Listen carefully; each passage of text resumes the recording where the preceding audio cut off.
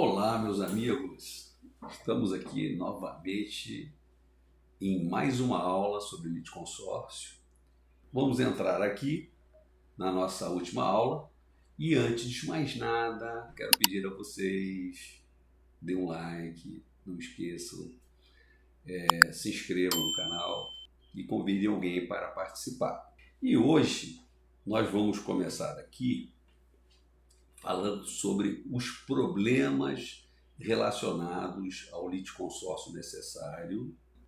E quando nós falamos sobre isso, nós vamos falar sobre duas questões de grande relevância que estão diretamente relacionados ao litisconsórcio necessário. O primeiro problema seria as consequências, né? Quais seriam as consequências de não haver a participação no processo de todos? E a segunda, a sua formação, sobretudo no polo ativo. Porque nós temos aquela discussão, ninguém é obrigado a litigar contra ninguém. E aí nós vamos falar sobre essas duas questões. Primeiramente, vamos falar sobre as consequências no processo quando não participam todos os interessados. Tá? Então, vamos lá. Enquanto o processo está em curso, verificando o juiz que é um litisconsórcio necessário, ele vai mandar incluí-lo. Se o processo estiver já em fase avançada, tal determinação implicará na nulidade de atos processuais até então praticados. Tínhamos falado isso na aula passada. Sem a participação do litisconsórcio necessário.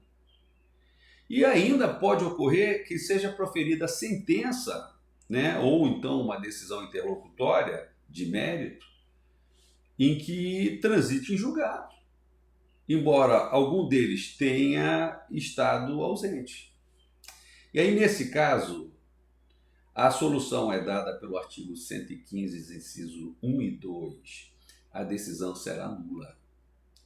Então, essa decisão estará eivada de nulidade, quando deveria ser uniforme em relação a todos que deveriam ter integrado o processo, ou ineficaz nos outros casos, apenas em relação a todos os que não foram citados.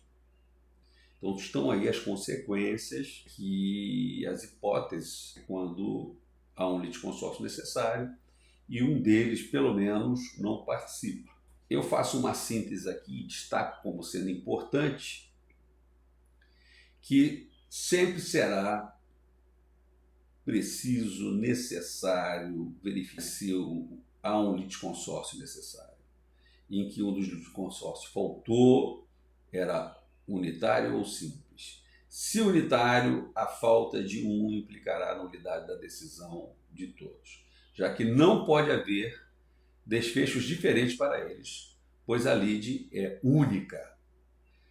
Se o litisconsórcio necessário era simples, a sentença será ineficaz para aqueles que não foram citados, mas válida para os que foram citados no processo. Então, essa síntese aqui é bastante importante para vocês. Haverá nulidade da decisão se o litisconsórcio for unitário e algum deles não participou. Mas, se era simples, será válido para aqueles que participaram do processo e será ineficaz para aqueles que ficaram de fora. É isso. Então vamos lá, dando sequência.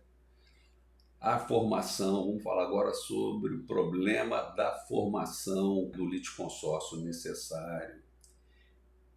Então, ao propor a demanda, o autor deve incluir, ou no polo ativo ou no polo passivo, os litisconsortes. Todos eles, quando necessários. Dada a obrigatoriedade da participação de todos, sob pena da inexistência de futura sentença. Mas aí temos alguns problemas, como já havia citado para vocês. No polo passivo, as dificuldades serão pequenas. Se o autor esquecer de algum deles, o juiz, a quem compete fiscalizar a regularidade do processo, determinará a emenda da inicial para a inclusão do faltante sob pena de indeferimento da inicial. A complicação maior seria no caso do litisconsórcio necessário ativo. Para que ele se forme voluntariamente, é indispensável que todos estejam dispostos a demandar, a propor a ação, caso em que bastará que se agrupem e proponham a demanda em conjunto. Com o que ocorre, estará satisfeita a exigência do litisconsórcio necessário. Mas, e aí eu faço um destaque importante, né, no slide seguinte, que é o seguinte: o problema vai surgir quando um deles não estiver disposto a acompanhar os demais. Seja porque não quer ingressar em juízo, seja porque não está disposto a arcar com as custas e despesas do processo, seja especialmente porque acha que os demais litisconsórcios ativos não têm razão e que a demanda a ser proposta está fadada ao insucesso. São hipóteses que podem ocorrer e aí, sendo um litisconsórcio necessário, o juiz só pode receber a petição inicial se todos estiverem integrando o polo ativo. E tem aquela máxima também no processo civil: ninguém é obrigado a demandar em face de outra pessoa. Então, eu vou falar agora sobre duas correntes doutrinárias a respeito desse problema sobre o litisconsórcio necessário, né? E são duas correntes divergentes a respeito sobre esse tema, e aí eu vou abordá-las. A primeira corrente, esta corrente, né, sustenta que ninguém é obrigado a demandar, como eu já tinha falado, contra a vontade, não existe mecanismo para forçar o que não deseja ir a juízo. Se um dos litisconsórcios necessários não quiser fazê-lo, a demanda estará inviabilizada, ainda que todos os demais estejam dispostos. Essa corrente prestigia o princípio da liberdade de demandar. Em que pese o meu respeito aos defensores dessa corrente, mas sinceramente não vejo o menor sentido. Eu, na verdade, sou um adepto da segunda corrente, porque a vejo com muito mais coerência.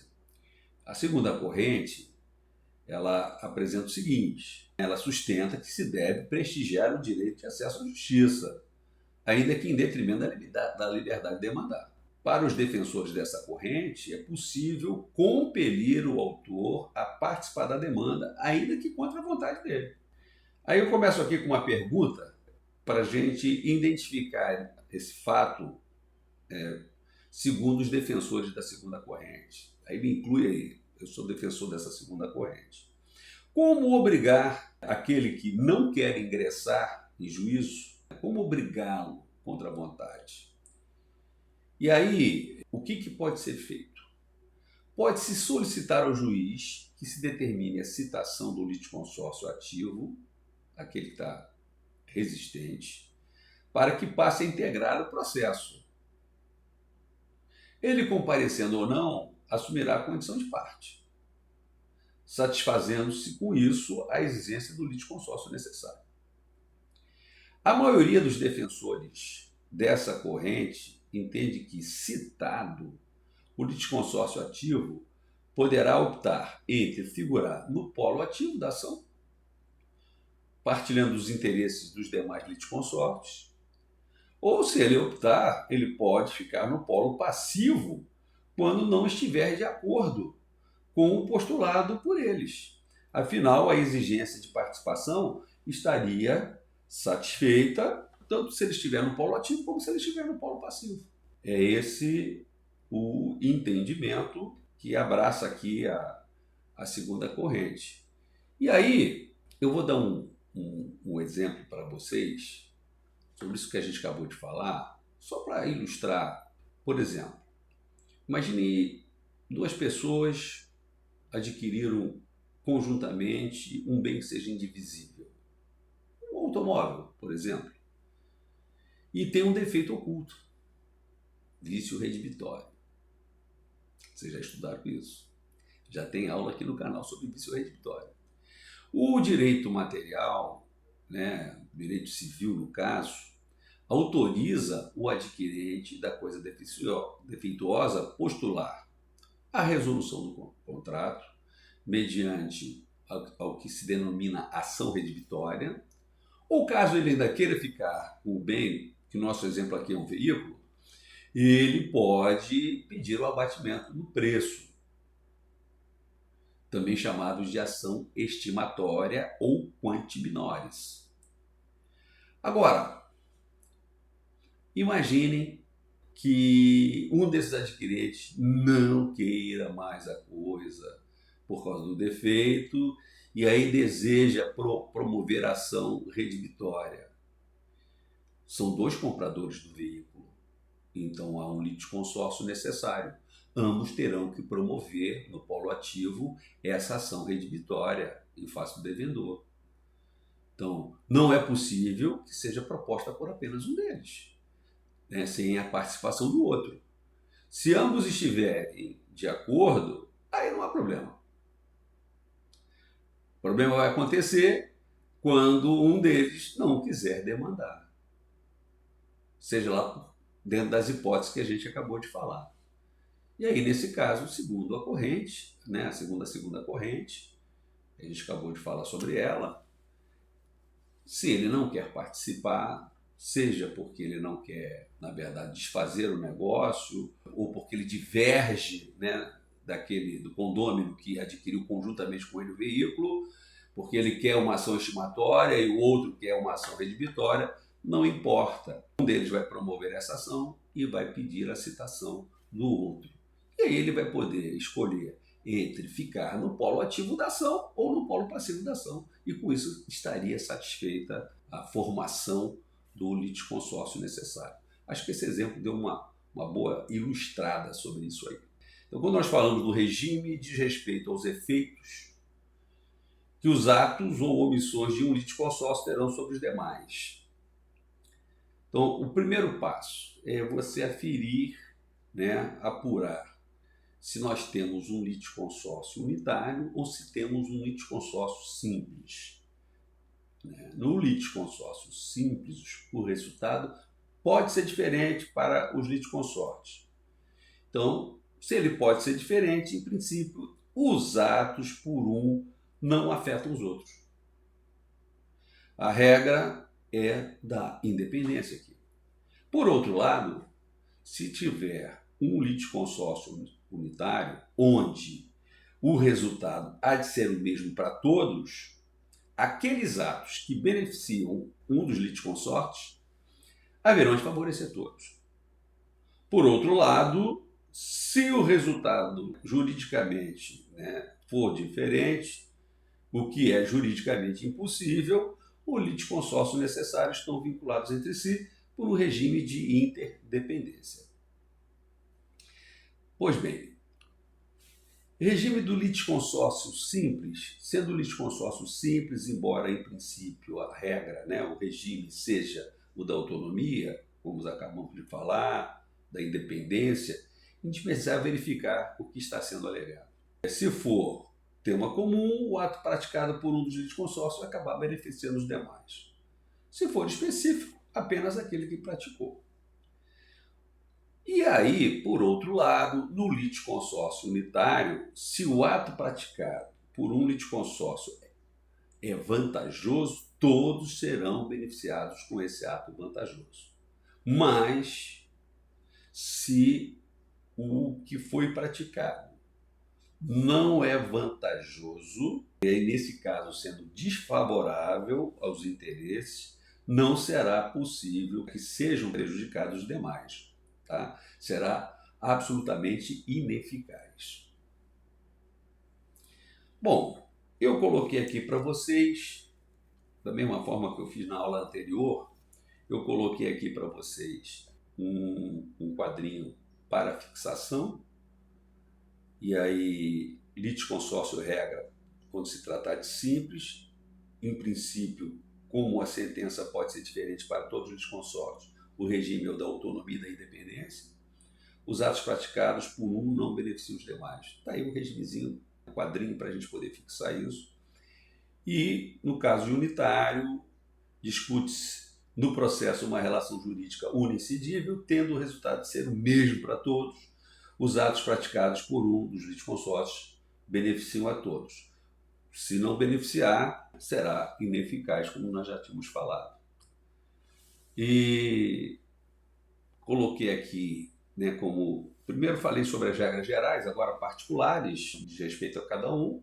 Apesar da autonomia, é preciso verificar qual é o teor do ato praticado para verificar que tipo de alegação foi feita pelo litisconsórcio, pois se for comum, do interesse geral, acabará beneficiando também os demais, já que não se pode acolher matérias comuns em relação a uns e não a outros, sob pena da sentença ficar incoerente. E em caso do litisconsórcio unitário, é preciso distinguir que tipo de ato foi realizado pelo litisconsórcio unitário. Se for vantajoso, obviamente, em defesa dos seus próprios interesses, e aí, obviamente, que essa vantagem será extensível aos demais.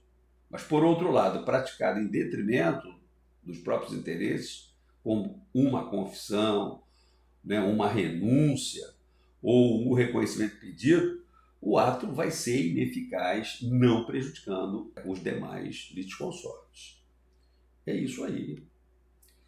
E aí, para a gente encerrar a nossa aula de hoje, eu vou falar sobre os litisconsórcios com procuradores diferentes. Então, é possível, tanto no polo ativo como no polo passivo, que se constitua procuradores, né, o mesmo procurador, com procuradores diferentes.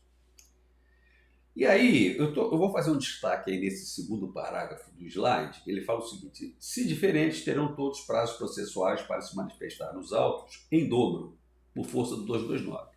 Gente, esse dispositivo 229, aqui no caso do processo civil, no litígio da matéria de direito material, por violação do direito material, esse dispositivo ele está esvaziado. Não totalmente ainda, mas ele caminha nessa direção do esvaziamento. Por quê? Essa regra do prazo em dobro, quando você tem litisconsórcios diferentes, não é válida quando se tratar de processo eletrônico. E hoje, o processo basicamente é eletrônico. Então, por isso que é um dispositivo que já está bem esvaziado, né? E provavelmente em pouco tempo vai se tornar inócuo. Então, para concluir, cada um terá o direito de promover o andamento do processo, sendo necessária a intimação de todos os procuradores. Logicamente, nós estamos falando aqui de procuradores diferentes a respeito dos atos processuais, seja no regime simples, seja no regime unitário. Então, é isso, e com isso nós concluímos a nossa última aula de litisconsórcio. Espero que tenha contribuído para vocês numa boa revisão. E lembrando, não vai se esquecer de dar o like, de se inscrever no canal e de convidar alguém, ok? Bom, um grande abraço para todos e até a nossa próxima aula.